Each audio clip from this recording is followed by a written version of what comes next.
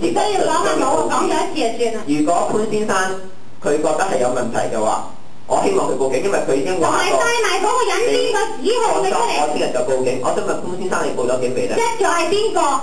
你估我係你啊？唔緊要啦，唔使你唔係我就我你啊嘛。嗱，我已經話喂，你快啲去報警啦。潘先生，你快啲去報警啦。你話我聽日就會報警，你唔使擔心。你唔知有冇報過警？嗱，呢一個我唔知佢，但係佢嘅應該對自己講嘅嘢係有承諾。我哋應該記得潘先生係咪點嘅人？佢希望佢做講嘅嘢算數。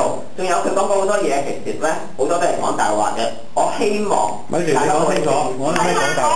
指住我班鬧嗰陣時，你可以繼續講我，但我覺得好多其實咧，我有咩講大話？第一，你話我接受報紙，呢個係講大話。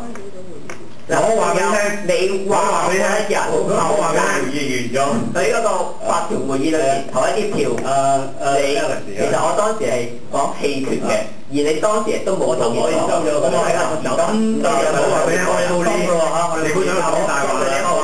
你嘅人格係非常之低。走啦，Louisa，我一定想拗落去喎。人家，因為咁聽我媽去打佢。事實唔承認。呢我哋就冇鬧嘅。我朝翻工淨係攞到開聲食嘅咋，我其他一份都攞唔到喎。錄啊，冇所謂，留下啲落。